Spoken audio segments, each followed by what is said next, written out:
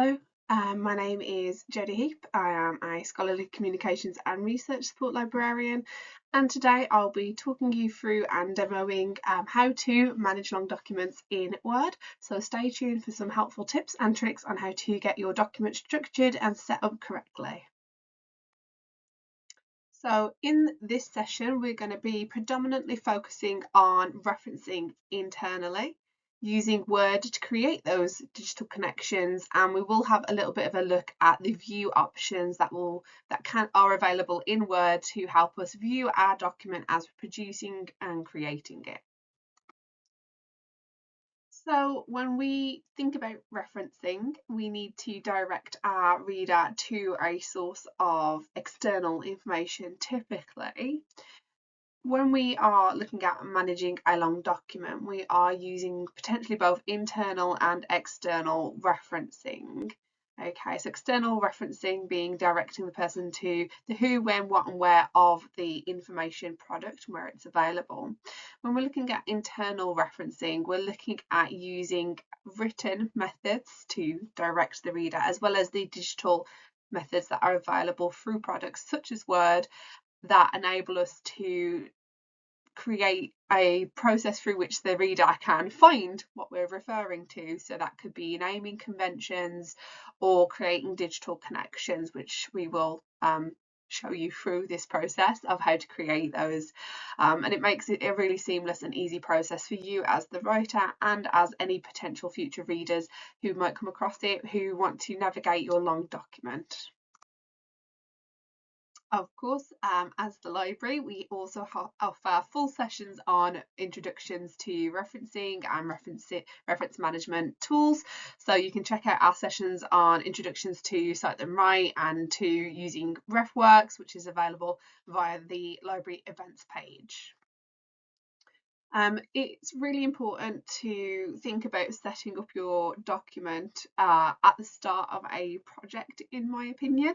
Not only will it save you frustration down the line, but it will help you structure your project in and of itself, in that you can start to think about headings, you can start to think about timelines. Having that structure in place will help you easily navigate to the area of the project you are in and to keep up to date, take your notes in there in that document, so that you have this living document that moves with you and supports you as you're progressing through whatever task it is you are doing, for example, a dissertation perhaps.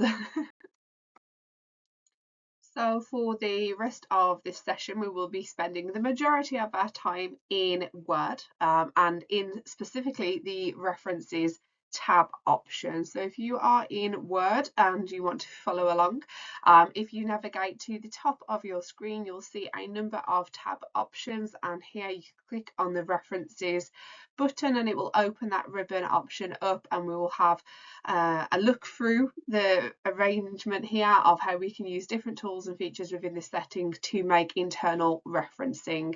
We do have a section later on where you can link in an external tool for external referencing, but we'll touch on that later. So for now, Word, references. So here we have a example of a project that we might be looking to create in Word, a long document project.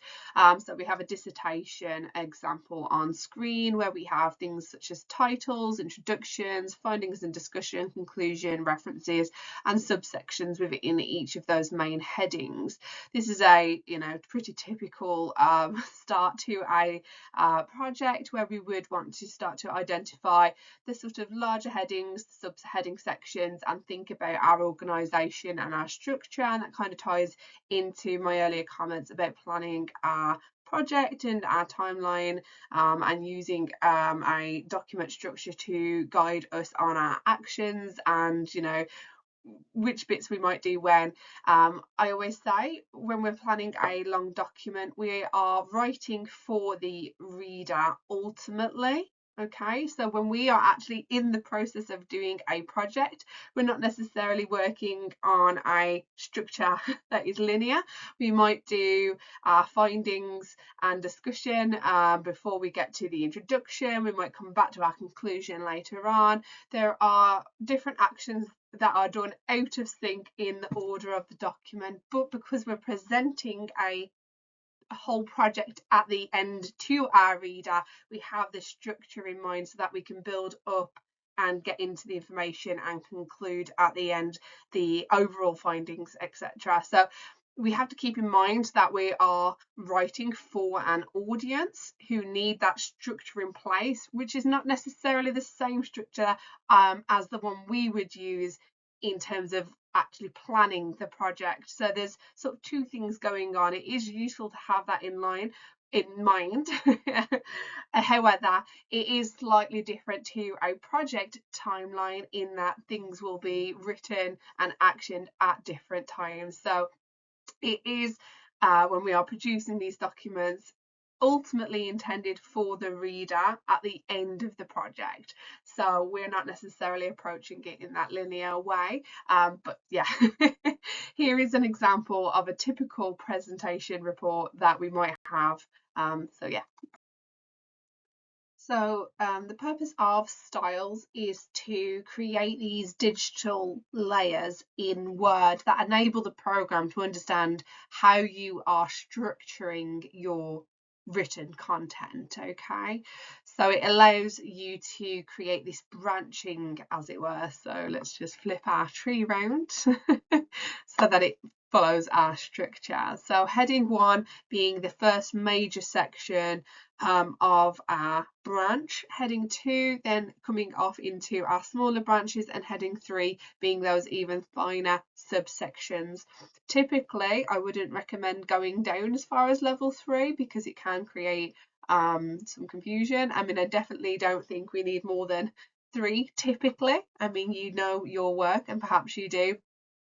But for ease of communication and setup, I generally sit with a heading and a subheading of heading 1 and subheading heading 2, which creates those sections that we are looking for. So it's creating this back-end connections for the program to understand this is a section, these are subsections, identify those for me, and then it creates these linkages that we can use moving throughout our document to have this navigation. So now we move on to styles, which relates directly to the structuring of our document. So when we are using Word, the program doesn't distinguish. It doesn't know what is a heading, it doesn't know what is a subheading without us telling it so. And we do that through using styles. So in our references in our Word, we can select home and select styles, and it will give us the options of all the styles that are available. And in here, you will note that there is heading 1, heading 2, heading 3, and that denotes the levels. Okay, so heading 1 being the major heading, heading 2 being a subsection, and heading 3 being an even further subsection of that.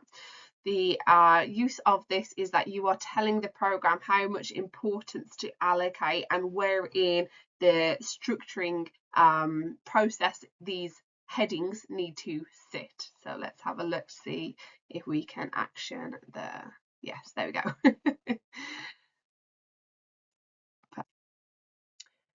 Okay, so the program doesn't currently know that the headings that we have selected for ourselves are actually headings. So we need to use styles to indicate which are headings and which are subheadings. So what we can do is go through, highlight the heading, go up to heading 1 and click that style, and that will tell the computer program from the back end that this is a classification, not just main body text, but a heading, or if it's heading 2, a subheading.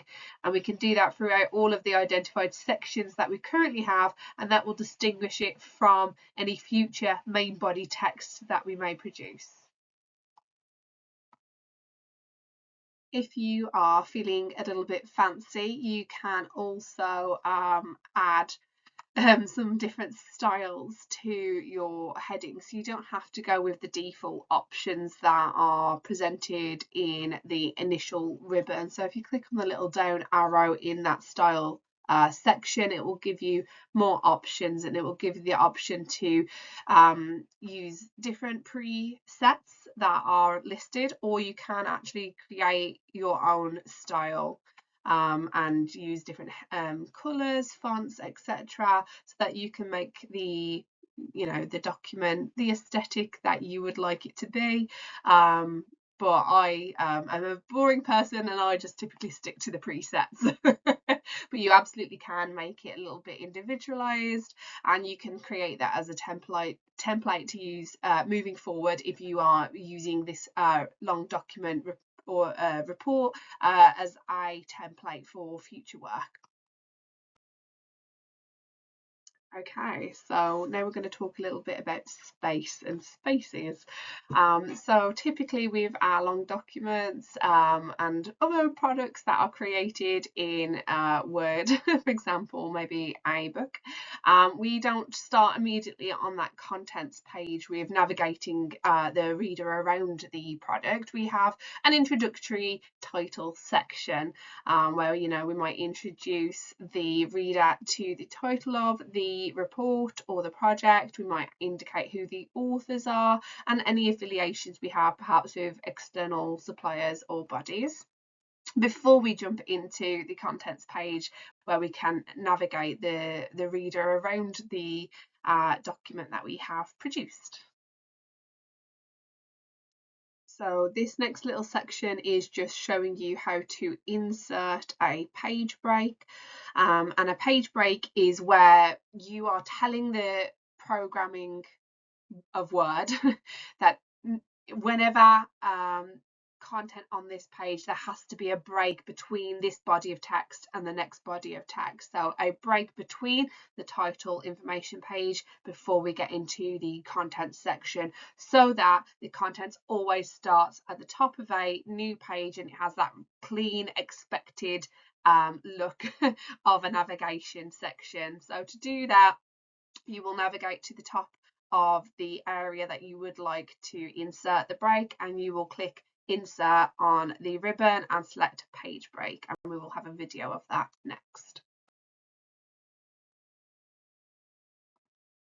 Okay, so here I've navigated to the top of my content section, which is currently incorrectly titled as title, but we will fix that later. And I have inserted a break, and it has moved my contents down onto the next available page, meaning that there is a break in between the top body where I can now insert the title correctly and a proper contents page. And it means that any information I were to add into that title section, regardless of how many pages it is, it would always start the contents on a break on a brand new page. So it's that fresh look that we want without constantly running into our section. So it is really useful to have a page break in. Sometimes they can get in the way, so I recommend not being too prolific with adding them in, but there are certain areas where they definitely have their uses. Okay, so now that you have learnt how to create the start of a long document product, you can start to identify your actual headings and subheadings and build those into the report that you are creating, and make those changes, make those edits as you progress throughout your project process, and come up with new headings, new subheadings, and make those changes as you go. So this can start to be a living, breathing document that you can use to support you throughout your process. Okay, so one of my favorite things now.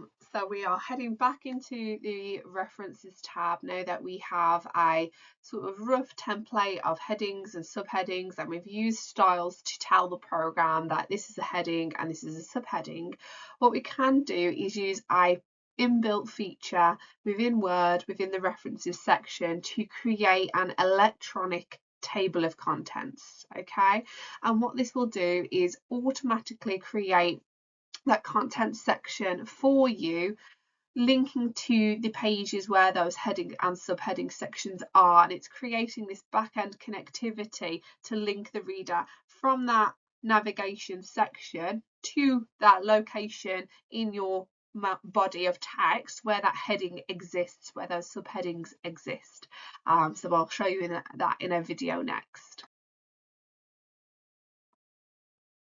Okay, so here we've got our document with our headings, our subheadings, our page break, and we're going to go through and click into references and click in and select the table of contents format that we would like. And here it automatically has identified through the process of using those styles our headings, our subheading sections, and now when we click on our table of contents, it automatically takes us down into the body of the document where that heading is that we have created that connection to. So just, however long our document gets, know that we have used styles and the table of contents in the references to create that internal connectivity. We can navigate to the section where that heading exists via our table of contents, and it's just so useful. So again, here now we've inserted our table of contents, we can see that by going to our table of contents and clicking, it will take us down into the heading section that we would like in that main body. So it's creating that digital link between that table of contents, wherever that heading exists within the main body, and jumping us to that section. So as I mentioned earlier, you can make changes to any of your headings or subheadings throughout the lifetime of you editing your report or document. So here we have me adding more content to a heading, my title heading, as it stands, and up into the table of contents I need to refresh to action that change to pull through. So in my version of Word, that is a refresh icon. It might be that on your version of Word it has the word update or a similar type of lexicon where an indicator of an update is required.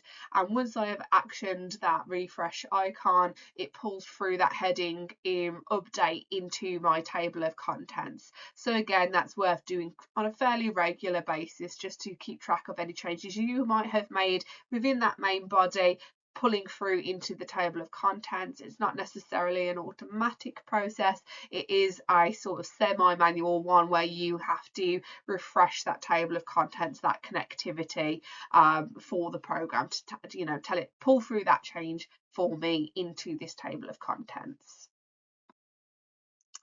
Okay, so in this next section, we're going to be looking at inserting tables and figures both within the main body and how we would add that into the navigation section, and how we can support the reader to reference, to find those internal pieces of information that we are discussing within the text content of our document. So here we have a table of information which presents data or figures, and typically what you will find in this scenario is that the standard etiquette is that we name our table at the top, so it introduces what the information is going to be before we get into that sort of presentation of the information. So the table 1 and a title heading introduces what this table is presenting to the reader.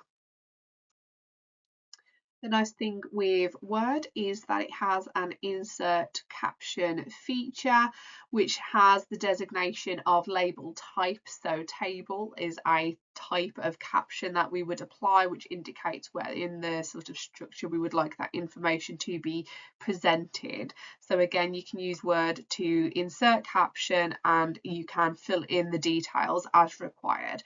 Again, thinking back to our internal references here, we are guiding the reader. So we're going to use naming conventions, table 1, table 2, table 3, with that title of the product to inform and guide the reader. And this again creates connections for that sort of navigation element that we can use later on to guide the reader to the heading section, table section that we would like them to navigate to. So important that we use our language and our digital connectivity to create linkages for our reader to navigate our document and the information that we are presenting to them.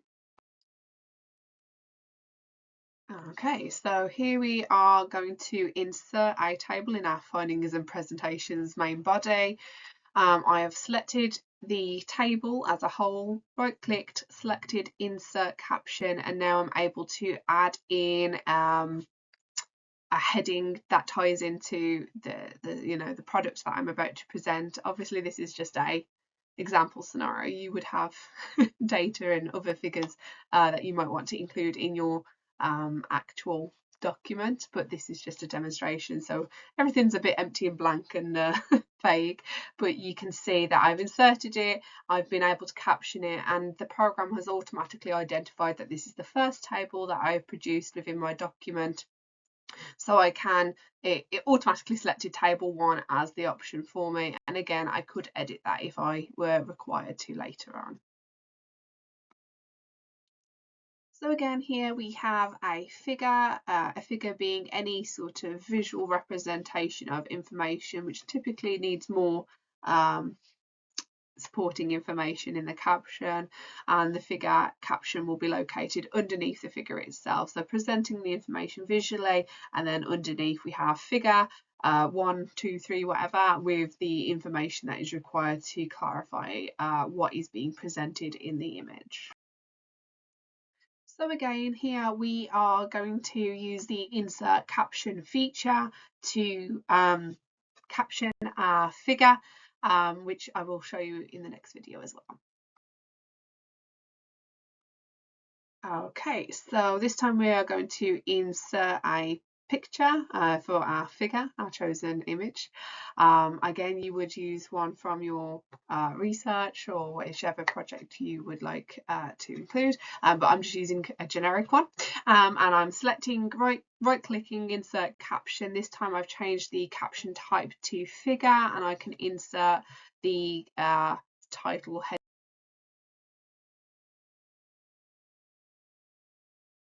Okay, so this time we are going to add in the additional section within our navigation section of our document, the sort of contents type area, our tables and figures, not necessarily within the same contents grouping. Again, this is sort of dependent on how you are producing your document, but typically they would be located as a separate section, not within that main body of the contents. Excuse me. So here you're going to navigate again to references, this time into insert table of figures, and you can pick how you would like to insert the information. You'll note on this pop-out at the top you've got table of contents, table of figures, table of authorities, etc., depending on what content you are additionally inserting. Okay then, so in this video you can see I've navigated up to the references tab, selected insert table, and I'm inserting both the figures and the tables as separate sections. So I've just selected the different headings as required, selected the elements that I would like to include, and clicked insert. And then once I have done that, it creates that digital connectivity so that when we select table 1, it jumps me down into that main body of text through to table 1 in and of itself. Okay, so now that we have correctly identified our tables and our figures and named them correctly, we can use another one of my favourite features, which is cross-referencing, which is a little bit like creating internal URL type linkages within our documentation. So we will use the references cross-reference section to create these direct links within our sentence structures to create the heading jumps that we would like to those specific tables, figures, etc., that we would like to direct our reader to. Okay, so here I am in the main body and I want to direct the reader to a particular graph, table, figure, etc. So I'm starting to type C, figure 1, and what I can do is insert that cross-reference so that I am able to create that digital connection for the reader, so that if they clicked on the figure that within the sentence that I've produced, it will take the reader to that section. Okay, so now we are going to move away from referencing internally for a little bit and move into contents and navigation, and how we can use the view features within Word to support us as we produce and read through our long document, because long documents, they do need a little bit of extra navigating. They're bigger than normal. So in here in Word, we're going to navigate through to the View tab, and we will be able to select the navigation pane. And what that will do is have a pop-out appear on the left-hand side, which will help us see all of our headings and subheadings that have been identified through that styles process and the table of contents process, so that we can quite easily ourselves navigate this document without having to scroll back to the top to use the table of contents every time. We can actually use the navigation pane on the left hand side that now has popped out to navigate. So if I'm in the middle of findings and discussion, but I want to get back up to the introduction without having to scroll for ages, I can use the navigation pane to jump to that section, because we've created that digital structure, and Word is able to identify that for us, and it just helps us as we are creating that document to navigate through it, and as well when we get through to reading it eventually. Okay, so just to indicate that in the view section there are a number of tools that can be used to help us view our document that we are in the process of creating or have created, which I think are extremely beneficial and you should know about. So in here we're going to click onto view. There are areas across the board that you could use, so I'm just going to highlight a couple of them, such as the split view, the switch windows, different if you've got different documents are available, focus mode, and the immersive reader. Okay, so these are all really good, and I do recommend you play around with them. I will go into them in a bit more depth. There are more available in view, but the predominance of this session is on referencing, so I just wanted to highlight a few of my favorites. Okay. So in here we can see me navigating through to the split window section. So clicking on view, going over to split, and now you can see that it is giving me the option to view my document in a split view. So I can have a look at section, the introduction in the top half, and I can also look at my conclusion in the second half without having to necessarily have it open in two different document places. I want to be able to edit and view the same document at the same time, and just depends where I move my cursor as to where I can navigate that document. So I find that really beneficial, particularly in, for example, the introduction conclusion sections, where I need to echo what I have introduced the reader to recap it in the conclusion. So sometimes that's really useful to be able to navigate that split document view to support my writing process. So there are occasions when I am creating a report or a new document where I need to refer to a previously existing Word document, and what I don't necessarily want to do is just to have loads of tabs up and loads of windows open. So what I can do is use the switch windows functionality to flit between them without having lots of tabs open. So again, I'll show you that in the next video. Okay, so here is me showing you how to click that switch, and switching me between a report and the example document that I have here. It's a very quick process, but you can imagine that if you were wanting to read and refer to something, it might be easier to do that switch than to have lots of windows open. So it's a nice feature to know about. Okay, so this next little section is all about reading the document really, and how Word can support you in reading. Particularly, lots of text can be, a little bit difficult to get through sometimes. So things like the focus mode, single line mode, and immersive features are really beneficial to know about. I definitely use them if I need to process some information and really make sure that I am focusing on the content. I will use these modes to support me in that process, and again I'll show you that in the video next. Okay, so again we're going to navigate to view, this time on the left hand side, and you can see me moving through the immersive where it kind of blocks out the document, through into the single line viewing and other available options. So it's nice to just have a flick through these and see which options suit you better. If you have a learning need, these are really very beneficial to use, changing the colour of the text, colour of the background. There are lots of options available to you to support you in reading the content, and I highly recommend checking them out.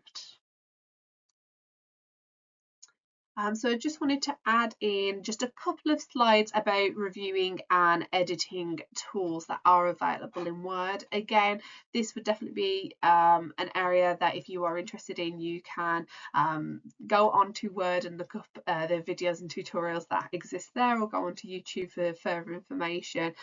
They can be used in a variety of ways, and I like to use them for personal note taking, but if you are also working with a co-author or other people, they can definitely be used to have a conversation asynchronously about the content that is held within this report or body of text.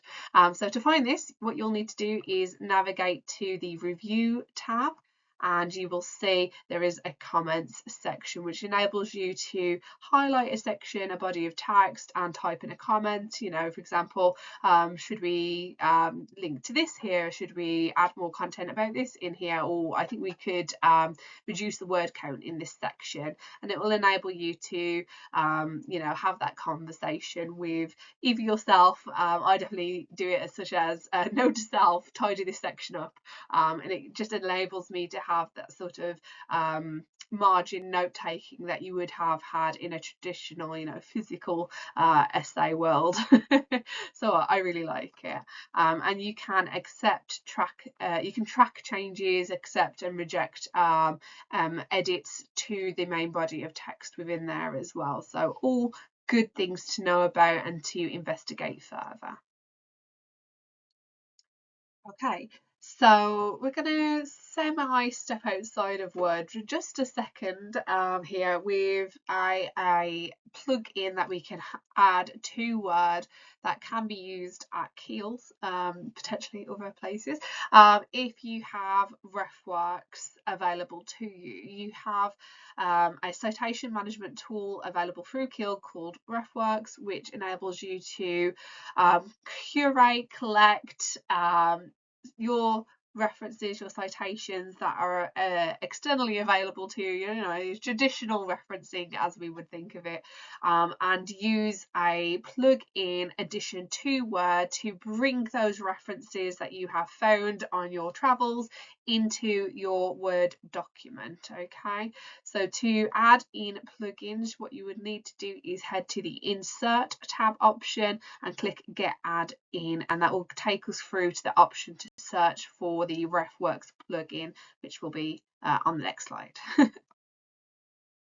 Okay, so once you have searched the plugin options for the Refworks citation management tool, RCM, you can then access it via the ribbon available in Word. It will appear next to the help option as RCM, and when you click on that, it will open a right side panel with options to sign into your Refworks account, and it will pull through the folders that you have saved within Refworks for you to use and access within this document.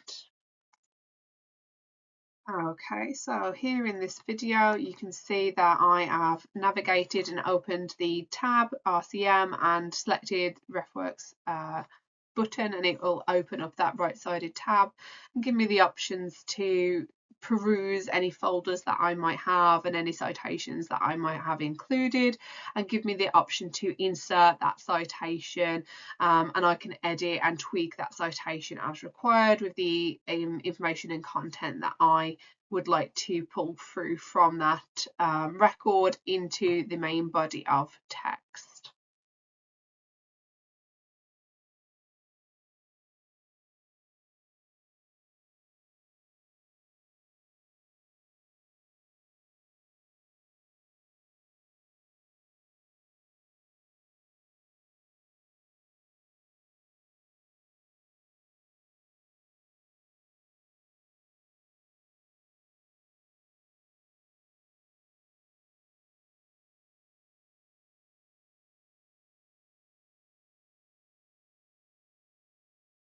So we are getting to the end of this video, but I did want to throw in a couple of extra tips and tricks for you, just useful things to know that will help you as you are moving through editing and creating your long document in Word.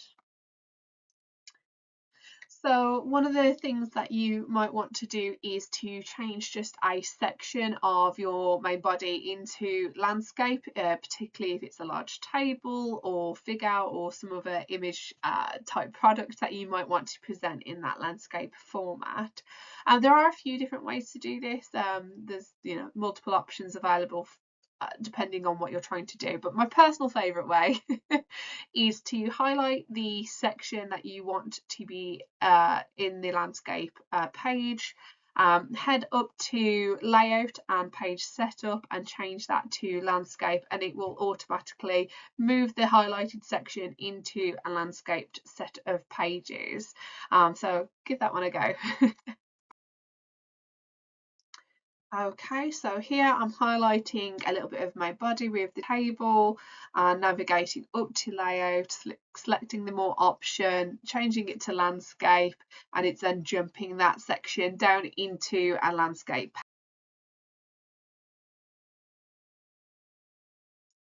Again, a really useful element that you can find in Word is the Show Hide button.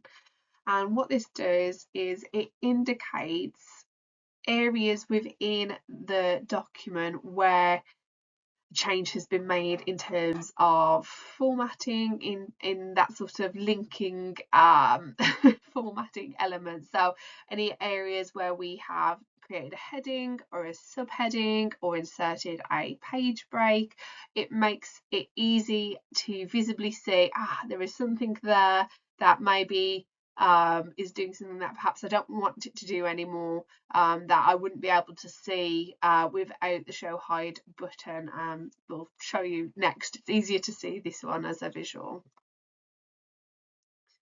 Okay, so here we have the document that we've been working on, and I navigate to the Show Hide button and it brings up that sort of almost musical note looking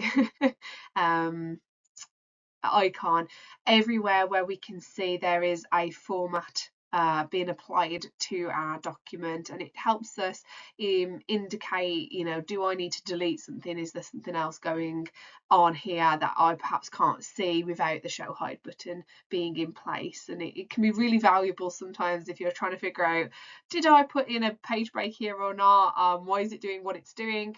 Put on the Show Hide button. Yeah, absolutely, it's a page break. Let me delete that because I no longer need it or want it. So again, kind of useful to have that feature in place so we can see where our formats have been applied, and potentially remove them if we don't need them. Just a quick note here about file sizes, particularly if our document has lots of images that are pixel heavy.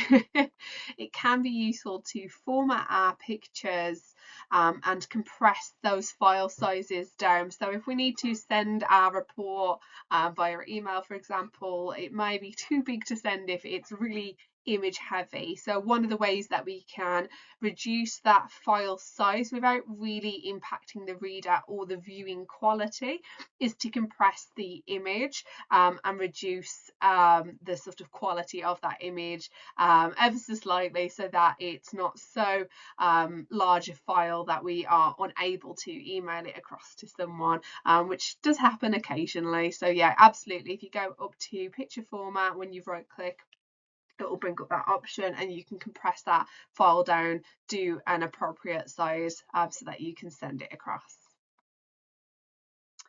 This is a personal favourite of mine in that sometimes we want to share the report or the long document that we have created with others, but we want to prevent them from editing the Word document.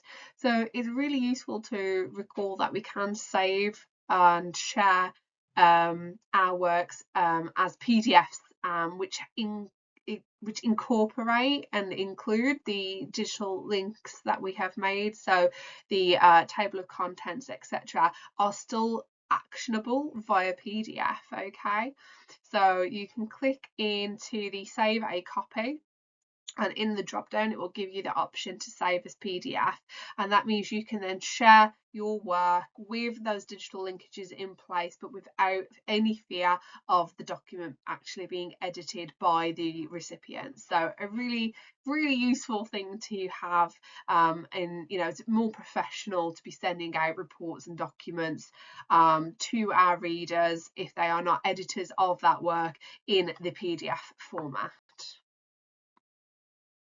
An important one, particularly for people of my age, is to remember that we can save on the OneDrive and not necessarily just do everything via USB or hard drive.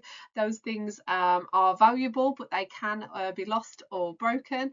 So it's really important, if we are working on something important, to save it to the cloud. And of course, if you are at Keele, you have free access to the cloud storage that is available to you through the institution, and cloud storage is very common nowadays, and highly accessible, highly portable, highly valuable. So a reminder to back up regularly and take advantage of the cloud storage that is available to you.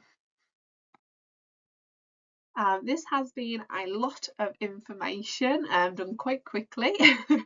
So if you are interested in learning more about Word and other Microsoft products, or just generally learning things, take advantage of Keele University's subscription to LinkedIn Learning. I use it all the time. I find it very valuable, and particularly useful for picking up those tips and tricks as Word updates, as it does regularly. As any software does, new things come out, new products become available, new elements become available to us. So it's really useful to every so often jump onto a platform such as LinkedIn Learning to check out, is there anything new that would be useful and valuable to me? So yeah, useful to have such access. So this is the end of the session. Thank you very much for coming along with me. Just a quick summary. We have covered how to reference things internally, how to create those digital links through Word, and we've also had an additional look at our view options and some tips and tricks thrown in as well. So I hope this was valuable to you. If you do have any questions at all, be sure to get in touch.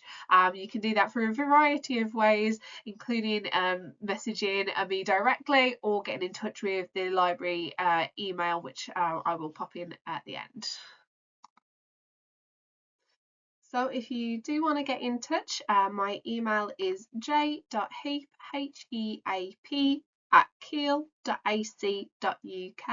Thank you very much. Goodbye.